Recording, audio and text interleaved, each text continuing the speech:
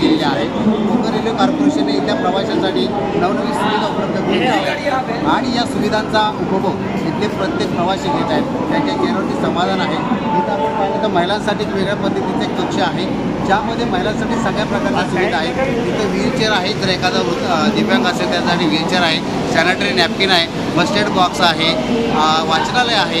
अशा विविध सुविधा त्या महिलांसाठी आज जागतिक महिला दिनाच्या औचित्याने सुरू करण्यात आलेल्या आहेत। आणि त्याच्याबरोबर एक एक्झिक्युटिव्ह लॉन्च आहे, म्हणजे इंटरनॅशनल एअरपोर्टवरती ज्या पद्धतीचं विशेष अतिथी कक्ष असतं, एक्झिक्युटिव्ह लॉन्च असतो, तशा पद्धतीनं या ठिकाणी अतिशय जबरदस्त असं, म्हणजे तुम्ही पाहिल्यानंतर तुमच्या लक्षात येईल की किती जबरदस्त अशा पद्धतीचं डिझायनिंग, किती चांगल्या पद्धतीचं त्या ठिकाणी अंतर्गत वातावरण आपल्याला पाहायला मिळेल। आणि हे पाहिल्यानंतर प्रत्येक प्रवासी हा तिथे आनंदित होतो। आणि दुसरी गोष्ट म्हणजे या जे काही एक्झिक्युटिव्ह लॉन्च प्रवाशांसाठी उपलब्ध आहे त्याला कुठल्या पद्धतीचे इतर आकार नाही, सामान्यातलं सामान्य नागरिकसुद्धा प्रवासीसुद्धा त्याचा लाभ घेऊ शकतो, अशा पद्धतीचं एक्झिक्युटिव्ह लॉन्च त्या ठिकाणी आहे। आणि म्हणून हे एक्झिक्युटिव्ह लॉन्च नेमकं कसं आहे, कशा पद्धतीने त्याची निर्मिती करण्यात आलेली आहे आणि कोकण रेल्वे कॉर्पोरेशन प्रवाशांसाठी नेमके कशा पद्धतीने सुविधा देते हे आपण हे सगळं पाहिल्यानंतर कळतं। अत्यंत सौंदर्यवत, अतिशय सुंदर अशा सगळ्या सोयीने उपलब्ध असं एक्झिक्युटिव्ह लॉन्च या ठिकाणी आहे।